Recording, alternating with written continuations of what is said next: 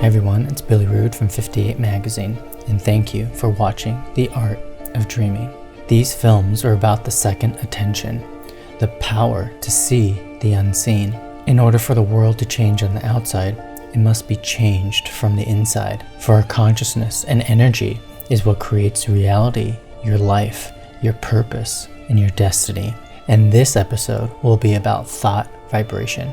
We are on the brink of the age of intellectual supremacy and are now entering that unknown mystic field, that of psychic power, and the one that takes advantage of the power of the mind and who will manifest that power into action will go forward to success as surely and as steadily as the arrow from the bow of a skilled archer.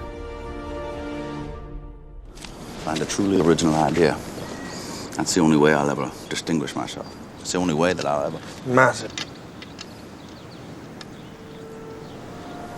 Yes. I've realized that while all of us differ in our outer lives, our inner life has a common ground, an interconnectedness of feeling and strength which each of us must find. You could say a dreamer in us, a seeing of not with the eyes, but a feeling and of energy.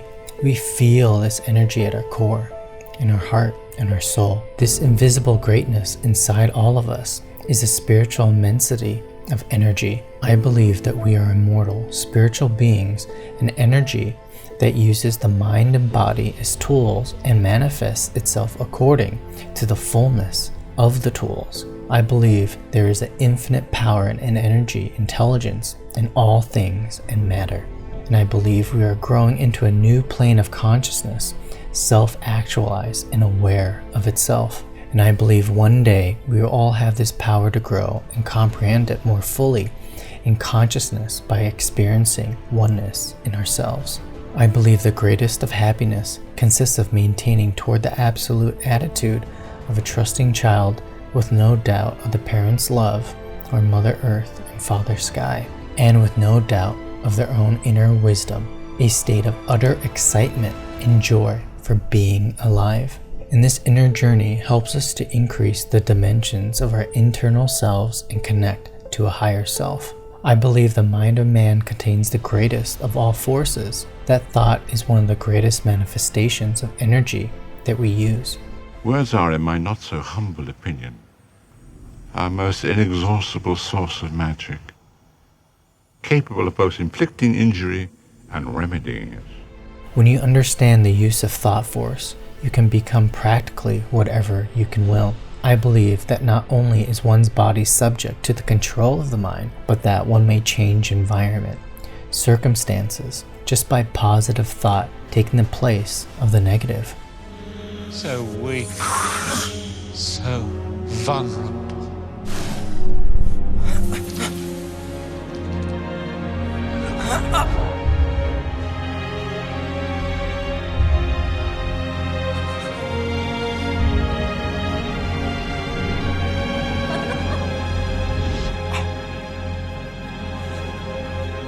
You're the weak one, and you'll never know love or friendship. And I feel sorry for you. And this universe is governed by law, the law of attraction in the thought world. And thought is a wave of energy with a magnet-like power of attraction. And when we think, we send out vibrations of a fine ethereal substance, which are as real as the vibrations manifesting light, heat, electricity, and magnetism. You live all the time with things you can't see. You can't see electricity, can you? You can't see radio waves, but you accept them. That these vibrations are not evident to our five senses is no proof that they do not exist. Thought is just as real as the vibrations of light, heat, sound, and electricity. Each definite thought produces a double effect, a radiating vibration in a floating form. We are sending out thoughts of greater or less intensity all the time, and we are reaping the results of such thoughts. Not only do our thought waves influence ourselves and others, but they have a drawing power. They attract to us thoughts of others, things, circumstances, people, and luck, in accord with the character of the thought loftiest in our minds. So what kind of thought are you attracting? Thoughts of love will attract to us the love of others, circumstances and surroundings in accord with the thought, and people who are of like thought, while thoughts of anger, hate, envy, malice, and jealousy will draw to us the foul kind of kindred thoughts emanating from the minds of others. Like attracts like in the thought world. A strong thought, or a thought long continued, will make us the center of attraction for the corresponding thought waves of others. And the man or woman who is filled with love sees love on all sides and attracts the love of others. This matter of thought attraction is a serious one in creating one's reality. Always remember, your focus determines your reality. Thought waves have a property of reproducing themselves. A strong thought tends to awaken similar vibrations in minds attuned to receiving it. Many of the stray thoughts which come to us are but reflections or answering vibrations to some strong thought sent out by another.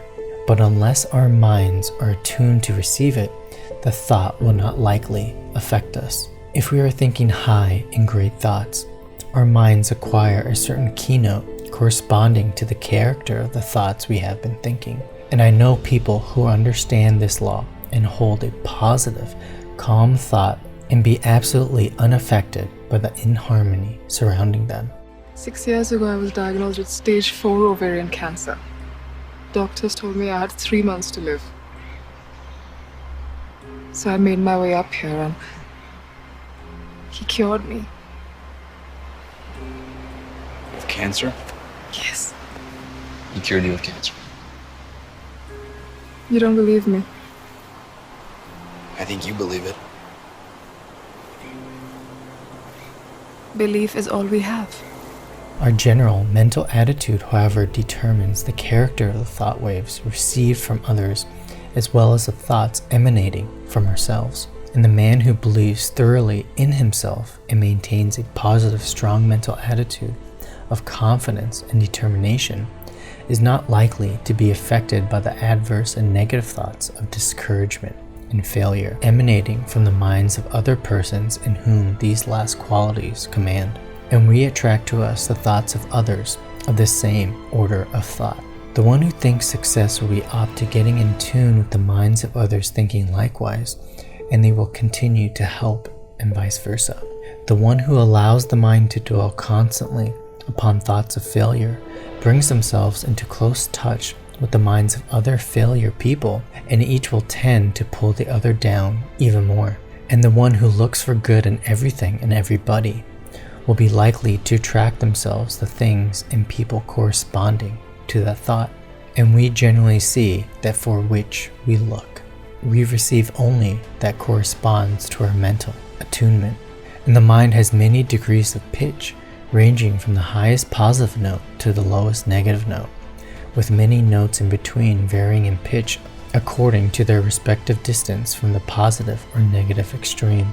You send out strong positive thought, which affects others and causes them to cooperate with you or to follow your lead according to their own mental keynote. When you are playing on the extreme negative end of the mental keyboard, you feel depressed, weak, passive, dull, fearful, cowardly. You find yourself unable to make progress or to succeed. I have been every voice you have ever heard inside your head.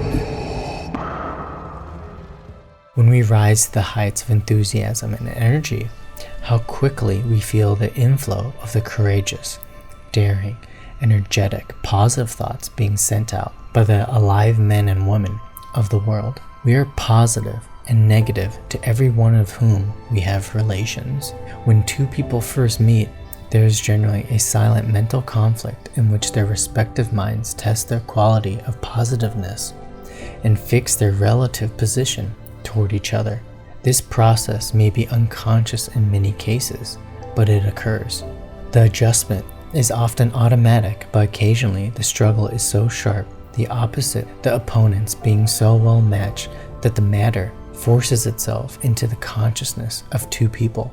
Sometimes both parties are so much alike in their degrees of positivity that they practically fail to come to terms mentally. They never really are able to get along with each other, and they are either mutually repressed and separate, or else stay together amid constant fighting. We all possess the power to raise the keynote of our mind to a positive pitch by an effort of the will. It is equally true that you may allow yourself to drop into a low negative note by carelessness or a weak will.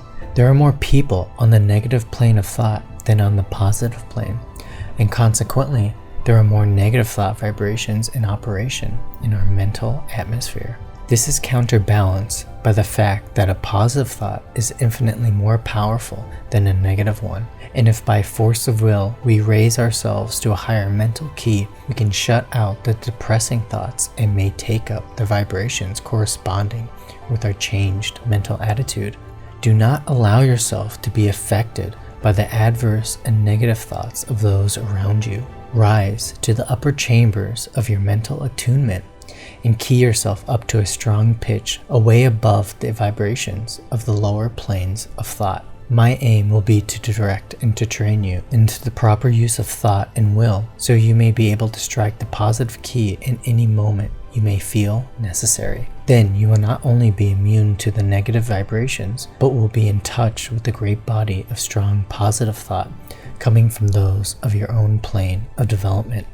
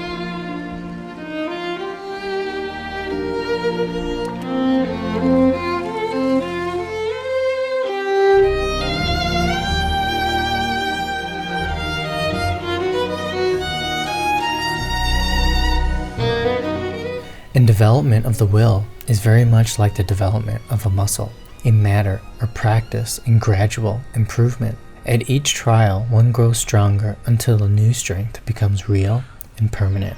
It's beautiful. Thank you, Everest. You did that, E. You did.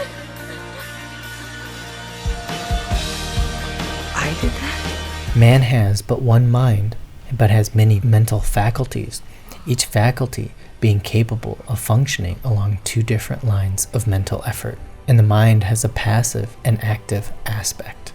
The active function creates, changes, or destroys. The passive function carries on the work given by the active function and obeys orders and suggestions.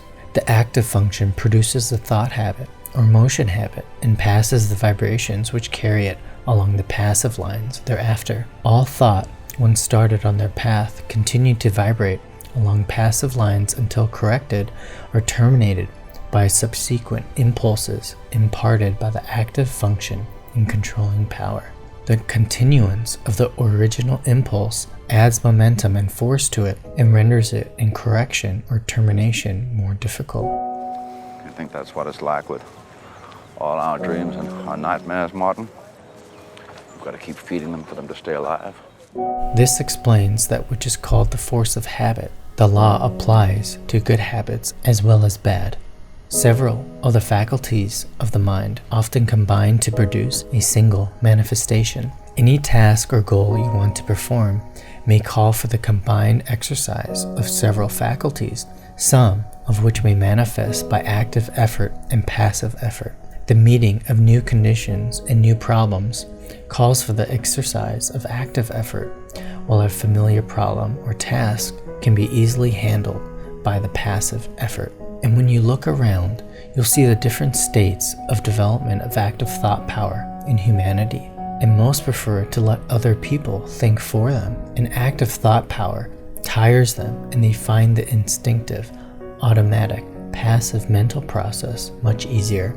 Their minds work along the lines of least resistance. This is what people mean when they call others human sheep or robots. The habit and practice of strengthening of the will is in reality the training of the mind to recognize and absorb the thought power within. The will is strong enough. It does not need strengthening, but the mind needs to be trained to receive and act upon the suggestions of the will.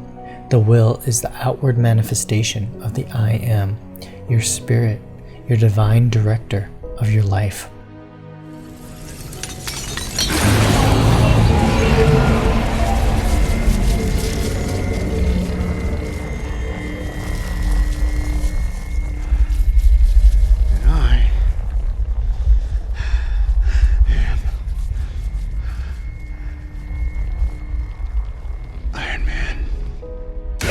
The will current is flowing in full strength along the spiritual wires, but you must learn how to raise your energy before the mental engine will move. When you understand this law, you can accomplish wonders by means of the development of the powers of the mind.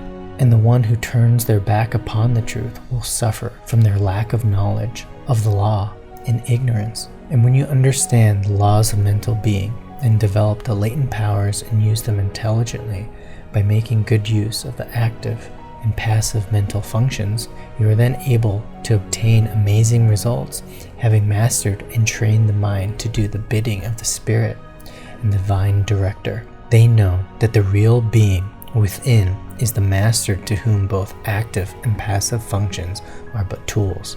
You will banish fear in order to enjoy freedom. You will find out your true self and experience the secret of the I Am, the divine director of your life. Thank you for watching, and in my next episode, I will talk about mind. And please don't forget to subscribe and check out my workshop, The Art of Dreaming, on 58magazine.com, a platform of content to curate your life. And The Art of Dreaming helps you to find your purpose that you came here to experience and matter, so you can raise your energy, conquer your self-doubt, and become an artist of your life by determination and joyful creation.